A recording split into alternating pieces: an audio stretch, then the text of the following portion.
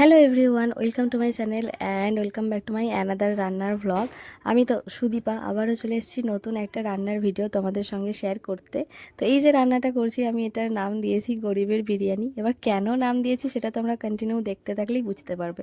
তো প্রথমে কড়াইটা গরম করে সেখানে সাদা তেল দিয়ে গোটা গরম মশলা ফোড়ন দিয়ে কুচানো পেঁয়াজগুলো দিয়ে বেশ কিছুক্ষণ লাল লাল করে ভেজেছি।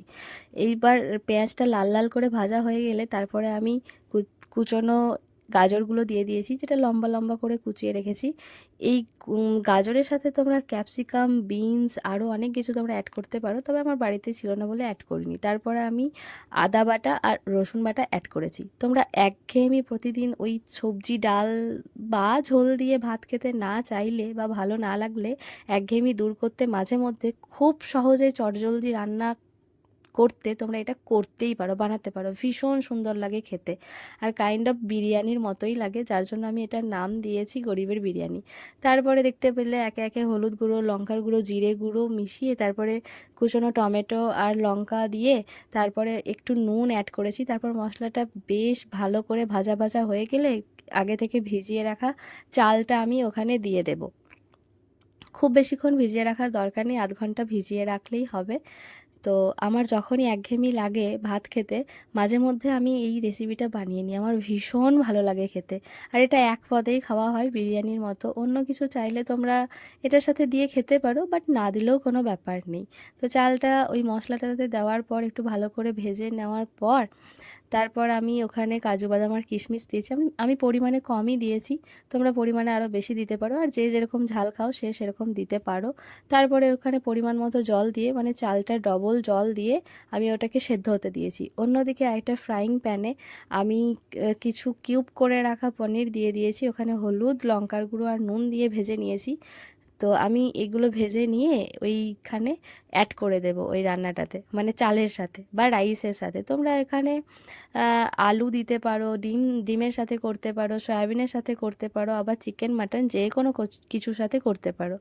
তো চালটা সেদ্ধ হয়ে এলে আমি ওপর থেকে একটু গোলমরিচগুলো ছিটিয়ে দিয়েছি, আর তার ওপরে পনিরগুলো দিয়ে দিয়েছি।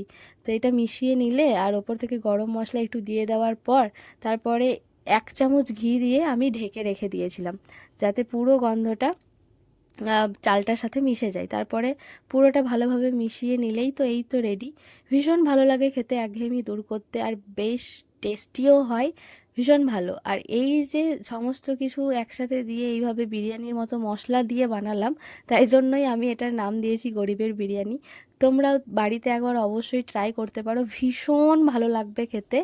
আর একঘেয়েমি দূর করতে তো অবশ্যই ভালো, আর হাতে যদি সময় কম থাকে বা যদি ইচ্ছে হয় কাউকে ভালো কিছু রান্না করে খাইয়ে মন ভালো করতে, বা হঠাৎ করে যদি বাড়িতে গেস্ট চলে আসে, তখন তোমরা এই রান্নাটা করতেই পারো। ভীষণ ভালো লাগে, মানে খেতেও ভালো, একঘেয়েমি দূর করতেও ভালো, সমস্ত দিক দিয়ে একদম ভালো, আর সময়ও সেভ হবে অনেক। তো এই তো হয়ে যাওয়ার পর আমি প্রথমেই বেড়ে নিয়েছি আমার ভাইঝির জন্য, আর যাওয়ার আগে ওর কথাগুলো শুনে যাও ও কি বলে। আশা করি তোমাদের এই রান্নাটা বেশ ভালো লেগেছে, তোমরা বাড়িতে অবশ্যই ট্রাই করো।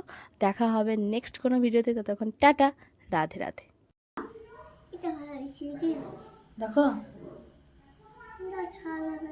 কি বটে, কি বটে বলো তো।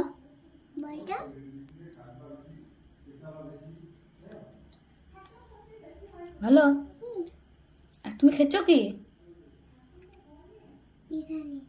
আ বিরিয়ানি কে রান্না করলে? তো বিরিয়ানি খেয়ে দেখো ভালো নাকি, খাও, ঠান্ডা হয়ে গেছে, খাও, ভালো খেতে। কিরকম খেতে জোরে বলো তা, বুঝতে পারছি না। এই বিরিয়ানিতে কি কি দেওয়া আছে বলো তো, কি কি দেওয়া আছে বলো। দিয়েছি, বলো কি কি দিয়েছি। না তুমি তো জানো, তুমি দেখলে যে। পেঁয়াজ রসুন এসে বলো, পেঁয়াজ রসুন আর আদা, আর আদা দিয়েছিস? হ্যাঁ। তারপরে মশলা কি মশলা বলতো বলতো? আদা রসুন বাটা। ধনে পাতা? ধনে পাতা ছিল না। তাহলে তুমি একদিন আমাকে রান্না করে খাওয়াইও নাকি? তুমি দেখলে কি করে রান্না করলাম? আর কি দিয়েছি? টমেটো, গাজর, গাজর, টমেটো, টমেটো আর লঙ্কা হুম, আর টমেটো, কিশমিশ আর কিশমিশ আর কাজু বাদাম, হলুদ গুঁড়ো, লঙ্কা গুঁড়ো, গুঁড়ো গুঁড়ো লঙ্কা গুঁড়ো, জিরে গুঁড়ো, জিরে গুঁড়ো, হুম। গরম মশলা গুঁড়ো।